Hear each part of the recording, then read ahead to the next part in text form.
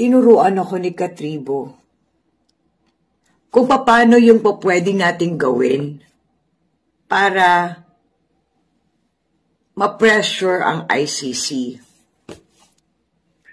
For every post, eto yung mga pangalan na itatag nyo. Ang number 1 yung itatag, si Elon Musk. Bakit sila yung mga sinasabi ko na itatag natin sa Twitter para atakihin natin yung ICC? Kasi ito yung mga galit sa ICC. Si Donald Trump, meron ba siya na Twitter na as in talagang super active na na Twitter? Kasi siguro si Tucker Carlson mas maganda muna natin anuhin. Ito kay Tucker Carlson. Okay, inote nyo to dun sa kay Tucker Carlson. Try ninyo siya na i-convince na makakuha ng schedule to interview Tatay Digong. Baka kayanin niya na makapasok sa loob ng ICC para makausap si Tatay Digong. Tatay Digong, ha? Hindi si Bangag ang ipapakausap natin sa kanya. Si Tatay Digong. Yung 8 na sinabi ko na yon, kasama yung ICC sa itatag nyo. Yung messaging, number 1, do not make our former President Rodrigo Roa Duterte your brown trophy. Ulit.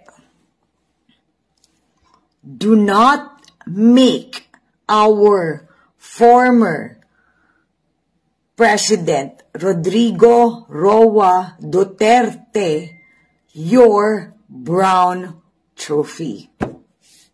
Okay? Kaya tawag sila, mga racist sila. At masyado silang allergic doon sa word na yun na mga racist sila. But, you know, when you look at that, diba? When you look at that particular scenario, aalis kayo sa mga blacks, pupunta kayo sa brown, ba kayo? Diba? Ang titirahin natin dito, ICC mismo. So, pupunta kayo doon sa ICC, doon kayo magtutweet na mga gusto nyo i-tweet, diba? Or doon kayo magko-comment, tadtarin natin sila, okay? At yun ang ilalagay ninyo, tapos ang naka-hashtag yung mga pangalan ng mga political observers. Nagkakaintindihan pa ba tayo? Okay? So ngayon, pag kahit sa mga personal walls ninyo, ICC, attention ICC, regarding, di ba, extrajudicial rendition, tapos lagyan nyo ng Philippine flag. Extrajudicial rendition. Tapos sa ilalim, lagay ninyo yung mga pangalan ng mga ulit. Para makikita nilang lahat sila nakaka-receive ng bawat isa ninyong tweet, okay? Bombarding nga tayo, guys, bombarding tayo. Oh, meron yung extrajudicial rendition lang. Para lang maiiksi, okay? Susunod. ICC violated its own rules. Ayan. Okay? ICC violated its own rules. Tapos, we want interim leave. We want interim leave for Duterte. Tapos, lagay nyo doon sa ilalim, bring him home. Duterte, victim of illegal extraction/kidnapping. Nakalagay dun sa ICC, ha? Sa ICC nyo to. Alright? Next. ICC. Slave of first world power. Hashtag cartel money.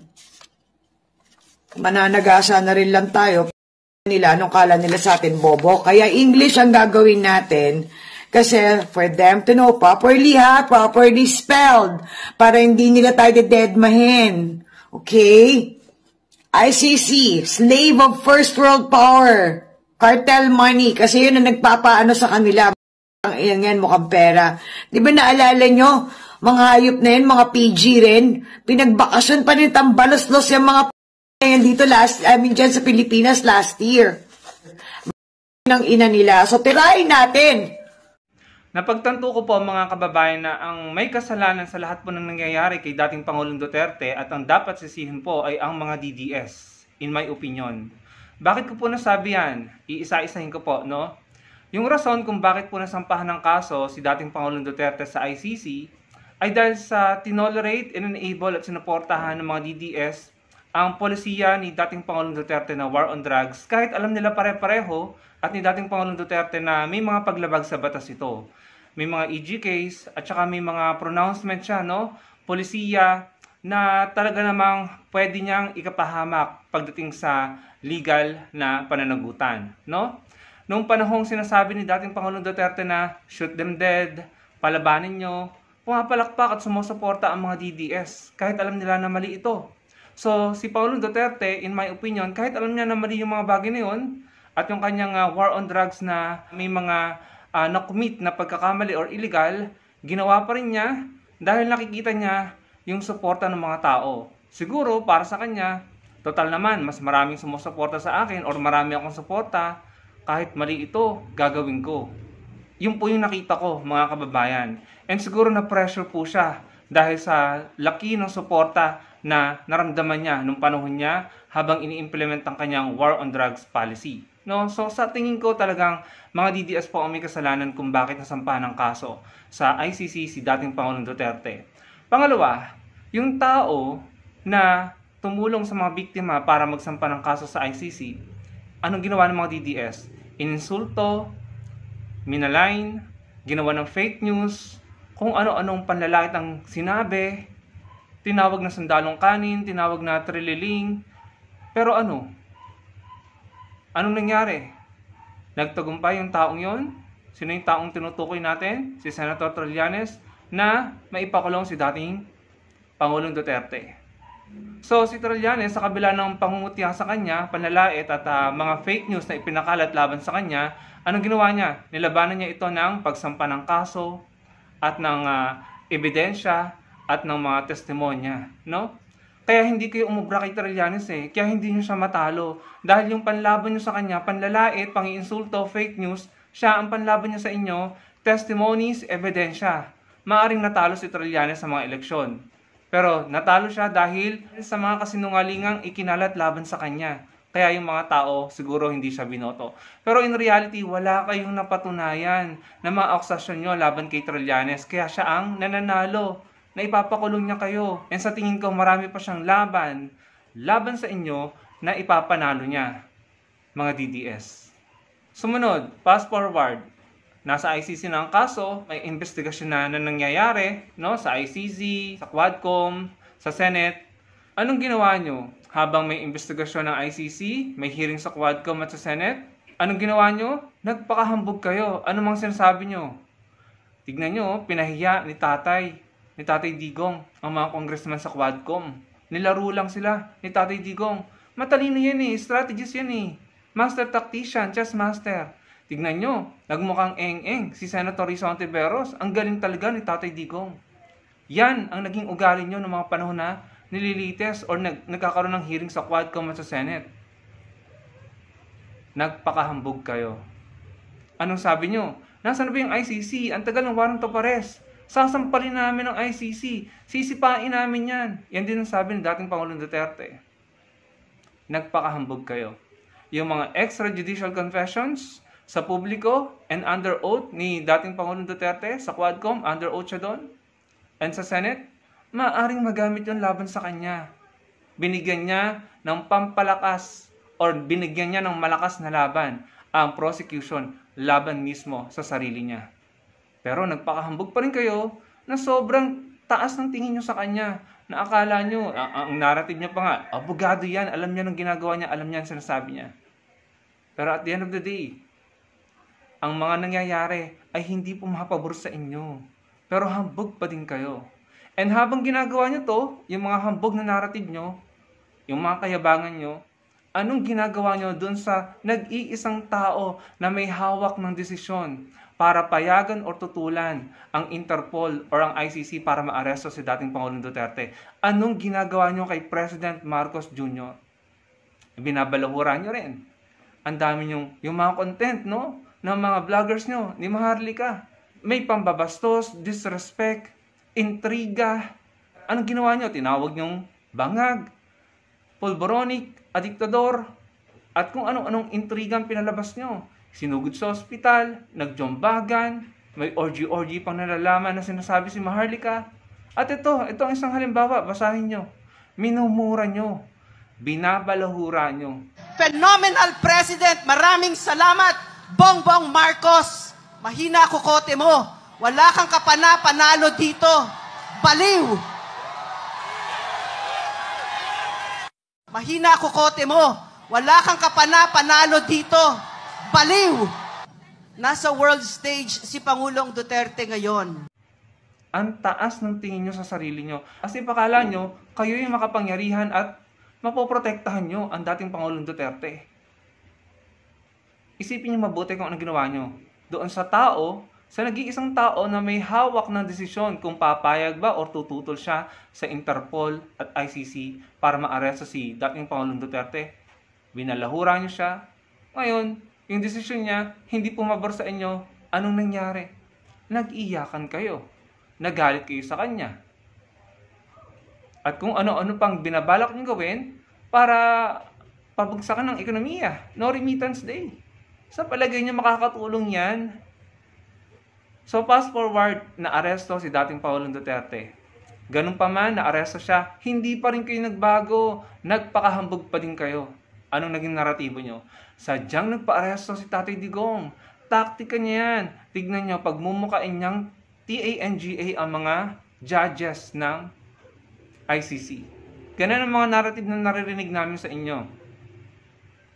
Sinasabi niyo pa nga, sabi pa nga ng isang kilalang vlogger na sa pagkakaalala ko, sinabi niya, no, kung hindi ako nagkakamali, sinabi niya sa isang niyang post na the best thing na mangyayari daw kay Tatay Digong nyo is yung maaresto ng ICC because may papakita niya sa buong mundo na ganito, ganyan, ganito kagaling at kumbaga in short, sa pagkakaunawa ko sa post niya ay may papahiya niya ang mga nag-aakusa sa kanya, no? At mas makikilala siya at hahangaan sa international stage. Ganon kayo. Pero nung naaresto, lahat ng paghanap sa butas at pagkakamali, procedural error sa pag-aresto, ginawa nyo. Sinasabi niya, mali ang pag-aresto. Binayolate ng ICC ang sarili nilang rule, blah, blah, blah, blah, blah, blah. Eh, di ba? Nasabi niyo, naku, gagawing TANGA ni Tatay Digong ang ICC kapag naaresto. Tapos nung naaresto, bigla kayong nag-iba. Bigla kayong nag-iyakan. Di ba? Nare-realize niyo ba kung ano yung behavior and ugali niyo? Tapos ngayon, andun na siya sa ICC. Eto naman, yung gagawin niyo, binabalak niyo o ginawa niyo na. Yung content nito ni Maricar Serrano. Ibobombard nyo, i-spam nyo ang mga platform, ang X or Twitter account ng ICC, ng judges, or kung sino pa man na gusto nyong i-bombard, no? Tapos itatag nyo yung mga kilalang personalidad na na-mention ni Maricar. Sa palagay nyo makakatulong yan? Ano yung mga salitang gagamitin nyo? Extrajudicial rendition, kidnapping, ano pa? Brown trophy, and racist, and hashtag cartel money. Yung mga salitang yun, gagamitin nyo against ICC. Gagamitin nyo against ICC. Nare-realize nyo ba na yung korte na binabangga nyo ay may hawak ng desisyon kung papayagan nilang magkaroon ng interim release or pangsamantalang kalayaan yata yun, si dating Pangulong Duterte, at sila rin na may hawak ng desisyon kung mako-convict or maa-acquit si dating Pangulong Duterte. Pero anong pinaplano nyo? Anong balak nyo? Yung balak nyo, ibobombard nyo, i-spam nyo yung platform ng ICC, idadamay nyo pa yung mga kilalang personalidad sa politika, sa international politics. Makakatulong ba yan? Kaya ako nasasabi na kayo ang nagpapahamak kay dating Pangulong Duterte.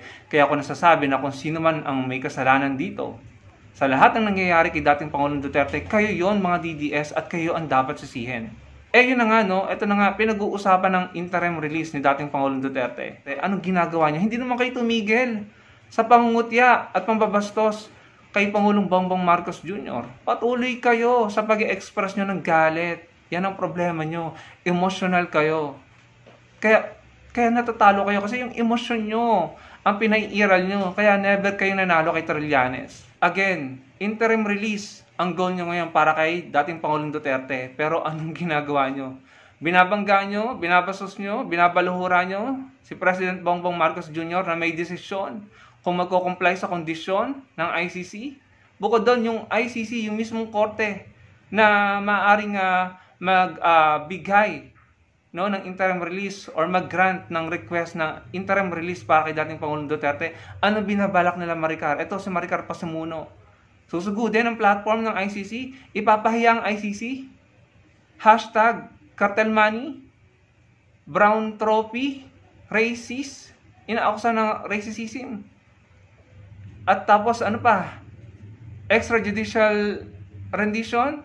Ano pa? Kidnapping? Ay hindi talaga kayo gumagamit ng utak, ano? At habang ginagawa niyan, binabastos nyo si President Marcos Jr. pati yung kanyang asawa. Ginagawa nyo ng mga intriga. Nagpakalat si Maharlika ng intriga na na-detain daw, hindi daw nakauwi si FL. Pero in reality, andito naman. Hindi uubra ang fake news, emosyon, intriga, exaggeration, at mga ilusyon na mga istorya na ginagawa nyo. Hindi uubra yan, hindi kayo mananalo dyan. At lalong hindi uubra ang pagbabanta, pagbumura, pambabastos, at yung binabalak or yung gagawin or ginawa na siguro nila Maricar Serrano na pag-spam at pag-bombard sa ICC Twitter account or X account. Hindi uubra yan. Kasi ang kalaban nyo, testimonya ng mga witnesses at ebidensya. Grabe, korte, nilalabanan nyo, binabangga nyo. Sa bagay, sa sobrang taas ng tingin nyo sa sarili nyo, pati nga Diyos, minuramuran nyo sinabihan nyo ng STU. Diba? Minak nyo ininsulto nyo pati Diyos ano pang aasahan namin sa inyo? Well, anyway, bahala kayo dyan, diba? Go ahead and analyze, come to think of it. Sa lahat ng ginawa nyo, kahambugan, kayabangan, kabastusan, hindi pumapabor sa inyo ang mga pangyayari, ang mga nangyayari. Nagiyakan nga yung mga vloggers nyo sa TRICOM, di ba? Nasasampahan ng kaso, no? May nakukulong, yung sa Cebu. Wala, hindi pabor sa inyo ang mga nangyayari, pero hindi nagbabago ang ugali nyo. You have to learn to be humble. Kailangan nyong matutong magpakumbaba, no? Wala sa bagay, kung ano yung sabi, kung ano yung sinusuportahan, ganun din yung supporter, no? So, good luck na lang po sa inyo.